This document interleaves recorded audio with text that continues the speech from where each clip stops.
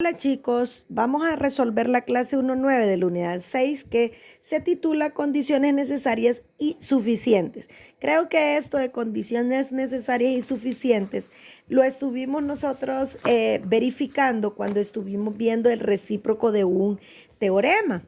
Y nosotros veíamos esto me parece que fue, si no estoy equivocada, mis amores, en la clase número 1.6. Cuando nosotros, si ustedes recuerdan, veíamos lo del triángulo isósceles y que un isósceles puede considerarse un equilátero o un equilátero puede considerarse un isósceles. Y entonces nosotros veíamos en el ejemplo que cuando un triángulo es isósceles, sí puede ser equilátero, pero cuando un triángulo es cuando un triángulo es equilátero sí se puede considerar isósceles, pero cuando un triángulo es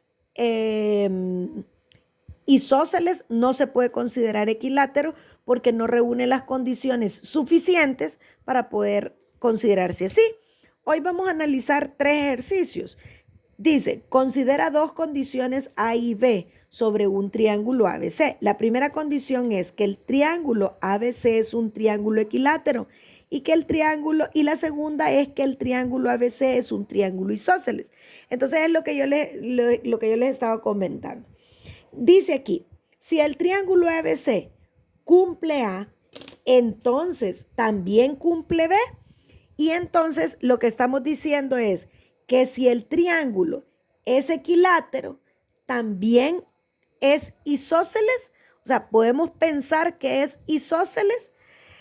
Nosotros acabamos de decir, sí, que efectivamente cuando yo tengo un triángulo equilátero, yo puedo decir que estoy también frente a un isósceles. ¿Pero por qué? Porque el isósceles solo requiere que dos lados sean iguales. Y el equilátero tiene 3 lados iguales. Por lo tanto, sí es suficiente esta afirmación. Vaya, fíjese lo que acabo de hacer. Acabo de decir que si el triángulo es equilátero, entonces también se le puede considerar isósceles, porque efectivamente es así. Ahora, ¿qué pasa aquí? Si el triángulo ABC cumple B, o sea, es isósceles, también cumple A, en este caso sería no. ¿Por qué? Porque el equilátero requiere 3 lados iguales. Y el isósceles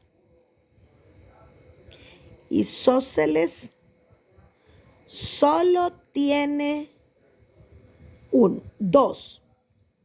¿De acuerdo? Entonces, en el primer caso, que sea equilátero es más que suficiente para que lo consideremos isósceles. En el segundo, no es suficiente que sea isósceles para considerarse el equilátero. Ahora dice la primera, el literal C.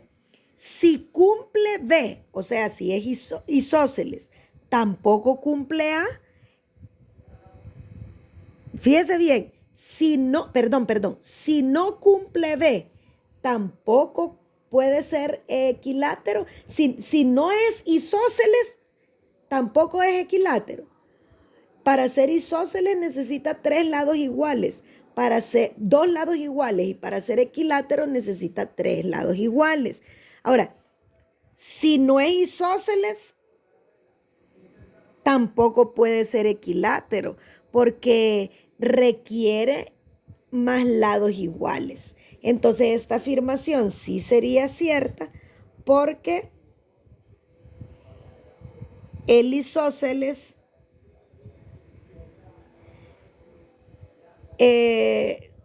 el isósceles requiere